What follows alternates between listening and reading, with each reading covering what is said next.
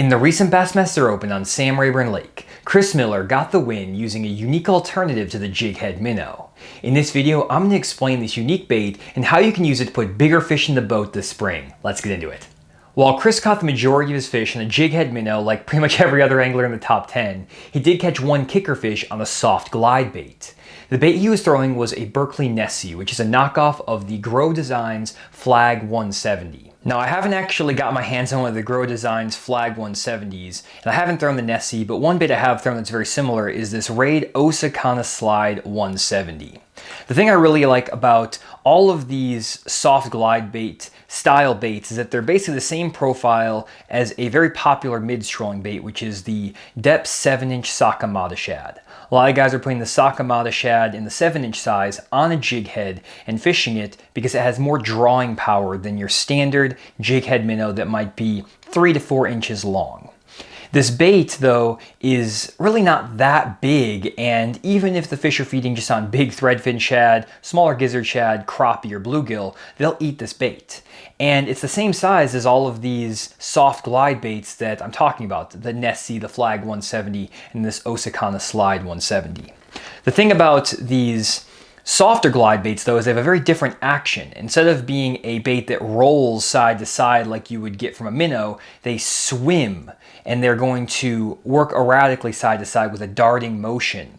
And in addition, they're going to have treble hooks on them, which is great when the fish are a little bit picky, maybe they're short striking the bait and they're not fully committing.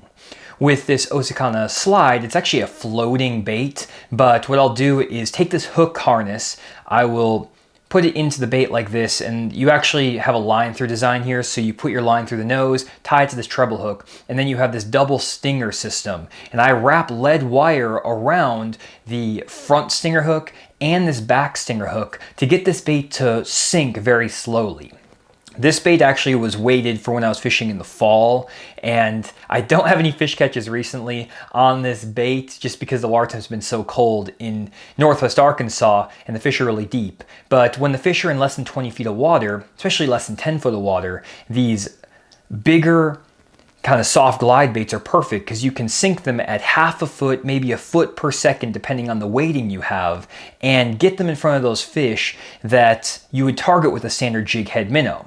You have to be a little bit patient with this deal because it doesn't sink extremely fast, though you can add some nail weights to the bait and things like that to get it to fall a little bit faster. But you also don't want it to fall too fast because if the bait is weighted too much, it won't have the same swim and natural glide to it that it does when it comes standard out of the package.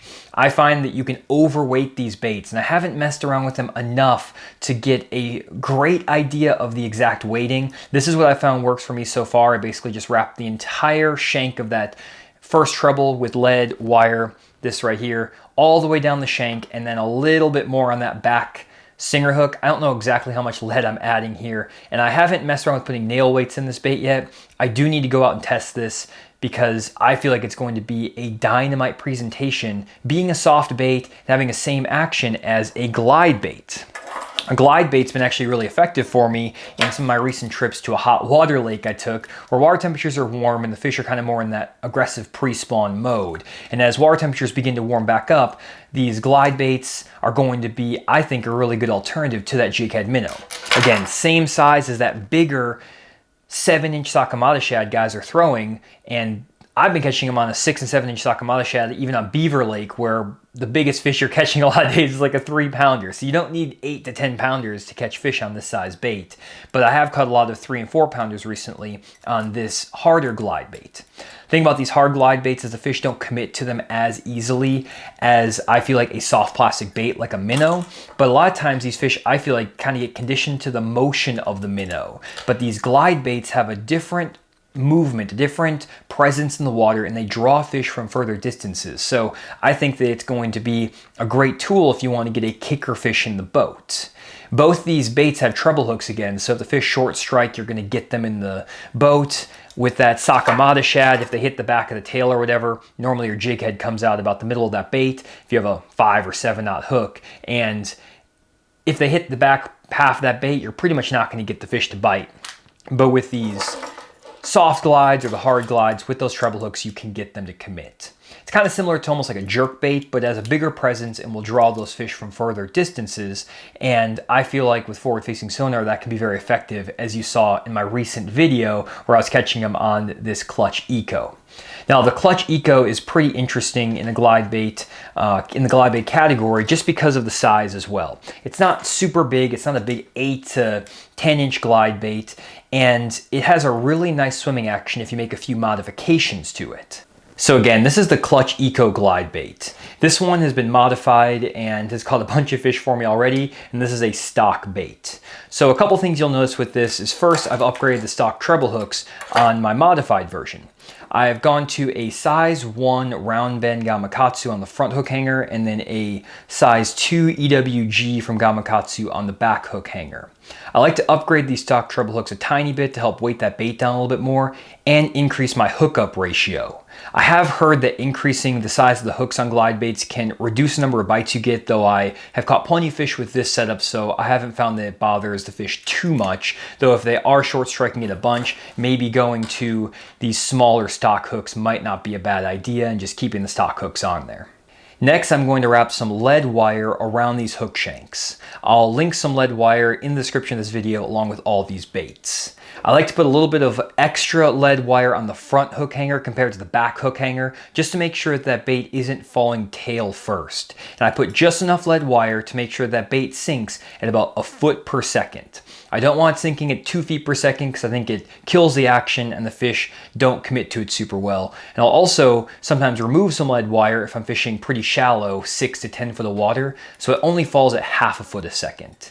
My general rule of thumb is I want it to fall half a foot a second if I'm fishing 10 foot of water or less, and then a foot per second if I'm fishing 10 to 20 feet of water. And that's kind of the maximum depth range I get out of this bait. Sometimes I'll get it down to like 25 feet, but that's a pretty long wait to get this bait to sink down there. So you don't want too much weight though that it falls like a rock, because again, it'll affect the action. Another thing that will affect the action though is the joint on this bait. And out of the package, you can see that the standard Clutch Eco comes with a pretty aggressive joint angle.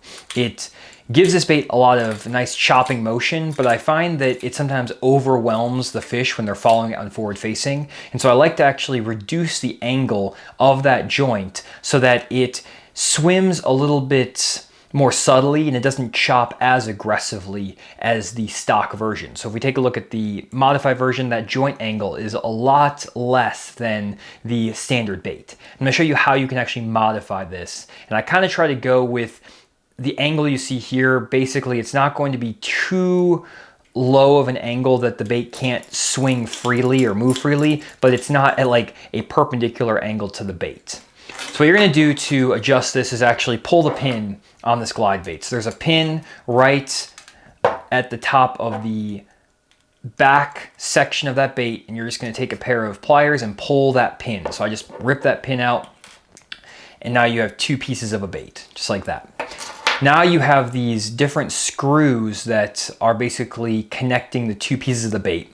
And all you're going to do is screw these in more tightly. So I'm going to do 2, 3, 4. So I now have that pin screwed in a lot more. I did 4 turns, and you can see that that pin is now further in to that bait than it was originally. So I'm gonna do the same thing. 1, 2, 3, sorry for that noise, and 4. And you wanna make sure that is lined up properly, that it's about the same distance out. Looks like we're good there. I'm gonna turn it a little bit more. And then once that's there, you just wanna make sure they're perpendicular to that body. Make sure everything is lined up nice. There we go. So now that you've turned that joint and screwed those screws in more, you can then take your pin and then you just find the side that has been clipped off. There we go. You insert that pin back in the bait while lining up the little loops of those screws.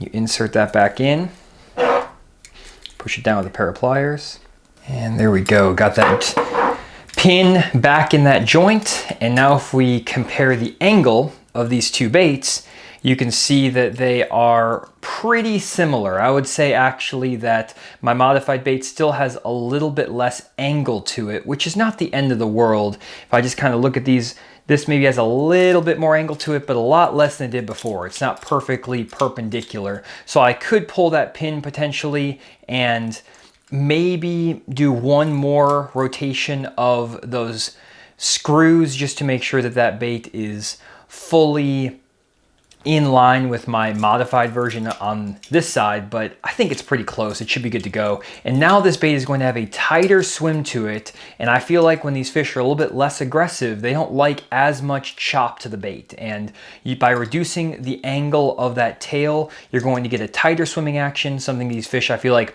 will commit to a little bit better. And now you have a sinking glide bait that is going to get these fish to commit on forward-facing sonar. Now again, these glide baits are a lot more situational than a 3 or 4 inch jig head minnow. And you have to have big enough forage in your lake to get the fish to commit to these baits. A lot of times the bass are going to be feeding on big gizzard shad when you get a good glide bait bite going, but other times they're feeding on crappie or yellow bass and small white bass. So it doesn't have to be a gizzard shad lake to get these baits to work, but you need to have that bigger forage. In addition, you're not going to get too many bites on these baits. So you don't want to be throwing these all day long in a tournament if you're only going to get, let's say, 2 to 3 bites a day, because you're not going to end up getting your limit. Instead, it may be better to start with a smaller jig head minnow presentation, a Nico rig, a jerk bait, something like that. And then after you get your limit or get 4 fish in the boat, you can pull out the bigger glide bait just to go after that better quality fish. I do want to do more experiments to see how well the fish commit to the soft glide versus the hard glide in on the water situation. So I'm going to be doing some experiments alternating between these 2 rigs just to see what happens on the lake. Unfortunately, there's like 6 inches of snow outside right now and all the boat ramps and roads are all frozen over. So I'm gonna have to wait a few days before I get out and actually test this, but I am going to try that out on the lake. So hopefully you guys are okay with me making these in-office videos. I prefer to make on-the-water videos here at Fish at the Moment, but when the conditions are really bad, I just have to do what I can. So hopefully this video is still helpful to you guys. And I do feel like this is a really interesting alternative to that jig head minnow, just in the sense that it's not that much bigger than a lot of the standard jig head minnow baits guys are throwing now, like the 7-inch Sakamata shad, but with a little bit slower fall rate, with the treble hooks and with a different motion. I think these fish will commit to this better, and you definitely want to be picking some of these baits up. I'll link a few options down in the description of this video. If you guys do want to help support the Fish at the Moment YouTube channel and you're all the way here at the end of the video, I'd really appreciate it if you went down in the description and bookmarked my Tackle Warehouse affiliate link. All you have to do is click that link down in the description and then bookmark it in your bookmarks bar. That way, anytime you go to Tackle Warehouse to buy tackle, I'll get a small percentage of those profits. And it's a great and easy way to support Fish at the Moment. Hopefully you guys enjoyed this video and learned something about a new kind of under the radar technique that helped win a major tournament on Sam Rayburn Lake last week. Definitely check out some of these baits and let me know down in the description if you like this video. Thanks again for checking out this one. We'll see you guys in the next video.